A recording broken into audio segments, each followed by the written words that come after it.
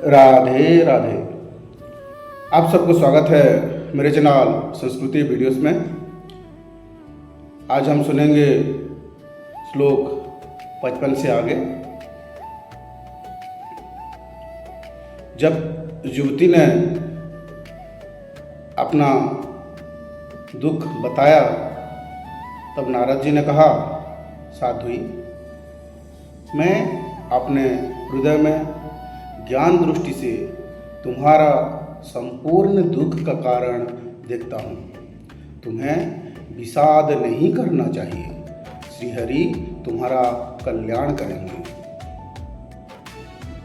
सुख जी कहते हैं, मुनिवर नारद जी ने एक क्षण में ही उसका कारण जानकर कहा।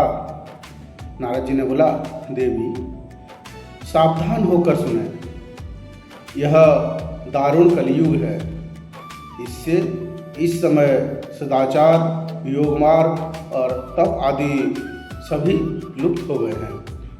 लोग सठता और दुष्कर्म में लगकर अधासुर बन रहे हैं।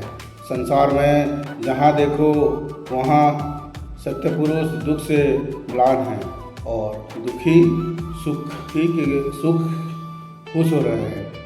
इस समय जिस बुद्धिमान पुरुष का धैर्य बना रहे वह बड़ा ज्ञानी या पंडित है। पृथ्वी क्रमशः प्रतिवर्ष शेष जी के लिए भार रूप होता जा रही है। अब यह छूने योग्य तो क्या देखने योग्य भी नहीं रह गई और ना इसमें कहीं मंगल ही दिखाई देता है। अब किसी को पुत्रों के साथ तुम्हारा दर्शन भी नहीं होता। विषय अनुराग के कारण अंधे बने हुए हैं। जीवों से उपेक्षित होकर तुम जर्जर हो रही थी। वृंदावन के संयोग से तुम फिर नवीन तरुणी हो गई हो। अतः यह वृंदावन धाम अन्य धन्य हो गया। यहाँ भक्ति सर्वत्र नृत्य करती रहती है, परंतु तुम्हारे इन दोनों पुत्रों का यहाँ कोई ग्राहक नहीं है। इसीलिए इनको बुढ़ापा नहीं छूट रहा है। यहाँ इनको कुछ आत्मशून्य प्राप्त हो रहे हैं। उसी के कारण ये सोते से जान पड़ रहे हैं। भक्ति ने कहा, राजा परीक्षित ने इस पापी कलियुग को क्यों रहने दिया? इसके आते ही सब वस्तुओं का सार न जाने कहाँ चला गया। करुणामय श्रीहरि से भी यह अधर्म कैसे देखा जाता है? हे मुनिवर, जरा यह संदेह दूर करिएगा।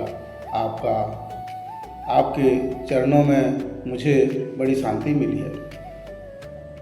नारद जी ने कहा, हे देवी, यदि तुमने पूछा है तो प्रेम से सुनो। मैं तुम्हें सब बताऊंगा और तुम्हारे दुख दूर हो जाएगा।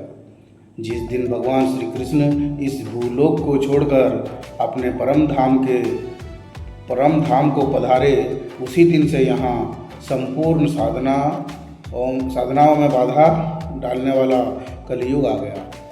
दिग्विजय के समय राजा परीक्षित की दृष्टि पड़ने पर कलियुग दिन के समय उनकी शरण में आया। भ्रमर के समान सापग्राही राजा ने यह निश्चय किया कि इसका वध मुझे नहीं करना चाहिए, क्योंकि ये फल तपस्या, योग एवं समाधि से नहीं मिलता। कलियुग में वही फल श्रीहरि कीर्तन से ही भलीभांति मिल जाता है।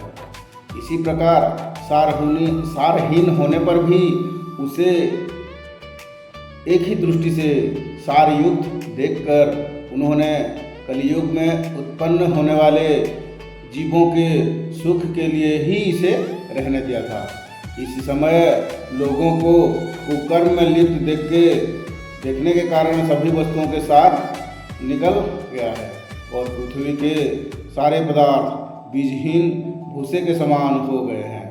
ब्राह्मण केवल अन्न धन आदि के लोभवशः पर घर एवं जन जन को भागवत की कथा सुनाने लगे हैं।